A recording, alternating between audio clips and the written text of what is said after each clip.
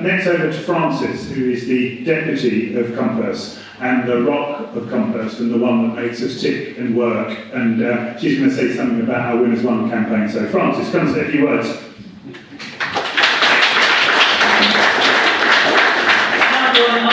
Mainly because I don't want to stand in front of the throne, doesn't feel quite right.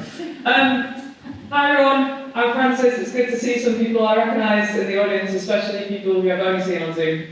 I'm Frances, I'm Deputy Director at Compass, as Neil said, and I'm a millennial. And the reason I mention that is because I'm the kind of child of New Labour. There'll be some people in the audience, a few, who are also millennials. I'm a child of New Labour, and a child of the end of history. I remember '97 just through the prism of my parents' excitement. And the reason I mention that is not to make anyone in the audience feel old. I mean, God knows I have colleagues who weren't even born when the '97 election happened, which makes me feel physically nauseous. But the idea is that the millennials of our generation have known nothing but defeat. So, I know you all know this, but I'm just going to take you back to 2010, which is the first time I could vote. And we'll just walk through with me all the elections and referendums we've been part of. And if we do, it goes a bit like this. Defeat, defeat, defeat, defeat, defeat, defeat. Doesn't feel that good, does it? Makes you feel a bit like a loser. The worst one of those was in 2015, because it was the hope that got you. I was still relatively young and relatively naive back then.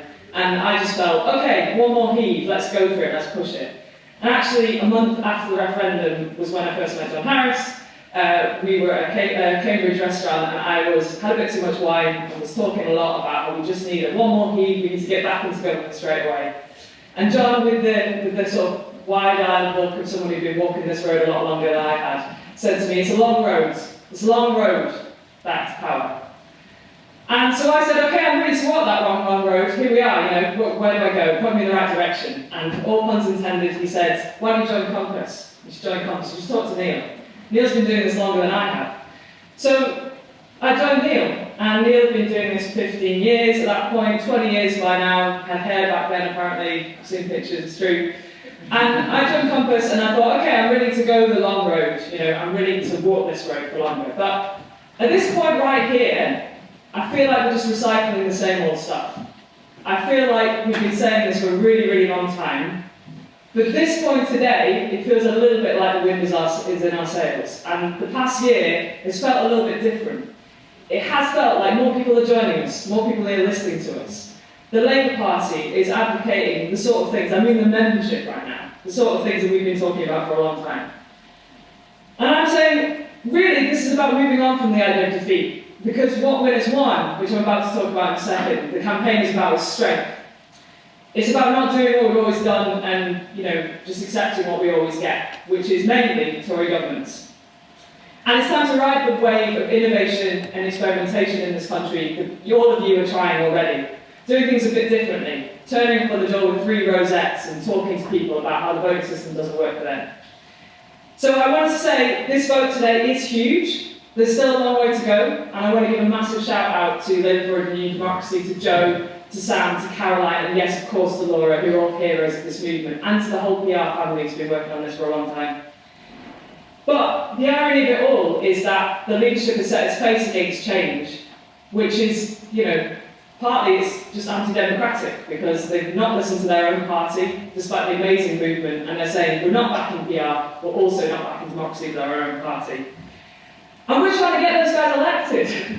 That's what it feels like. Would I accept a carbon-free electricity supply by 2030? Yes, I would. I'm excited by that. I saw these policies and was like, I want that. Do you know what? Even if those guys sweep the majority, there's no way they're going to get that through without cross-party support and without consensus in the country for that kind of anything remotely radical, anything transformative, they need cross-party support. So for me, what Winners Won, the campaign, is about giving people an alternative.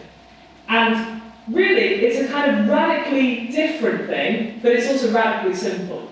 What we're saying is, we want to back the best placed progressive candidate to win, but also firm up their commitment to deeper democracy. So it's a difficult balance to strike here, because not everyone will be pro this. And actually, we're already seeing alternatives, and we're seeing how people respond to alternatives in the country. The truth is, progressives are in power across the country. We've heard from Pete today doing amazing things with Milton Keynes. We've heard from Andy making buses 2 quid in Manchester. It really does matter. Committing to being the first place that's going to trial the basic income, that's amazing. And we've heard from amazing people over the last few days, like Jamie Driscoll, who's trialling citizen assemblies, where he is up in the north of Tyne. And we see here in the city of Liverpool, Steve Rotherham and Joanne Anderson showing what local leadership really looks like. And I think when people see that, and they understand what difference progressives make in power, they know that it's something that's worth fighting for, and something that's worth voting for. And really what Win as One is about is a shake-up of politics. I think we've seen over the course of my voting history of those 12 years, a number of radical shake-ups, and a number of times where people have shown an appetite for that shake-up. That's what the Scottish independent referendum was about. That's what Brexit was about. That's what Jeremy Corbyn was about. There's people saying, we want to do things differently. But we know that First Past the Post militates against alternatives. And that's what we're trying to show here with Win as One. It's a demand for an exercise of power that we're seeing, whether it's Black Lives Matter and XR doing amazing stuff on the ground, but then there is this huge brick wall of institutions which just won't turn their face towards change. So we can't just revel in crisis, though. This is the problem about some progressives. It seems to be that they enjoy a crisis, right? I think it's really important that we say, we have a plan to change. And that's what Win as One is about. We're wanting to game the system to beat the system. So we're saying, we don't want you to turn up at the ballot box, and we don't want you to hold your nose for the candidate you don't want. We want to do this once, and then not again. And the idea is that these are all questions about power, essentially. It's about power and how we do things differently. So, the final thing I will say is, please talk to us about Win as One. We're trying to work this difficult balance of getting the most progressive candidates elected, but those who only want this progressive democratic change that we're voting for.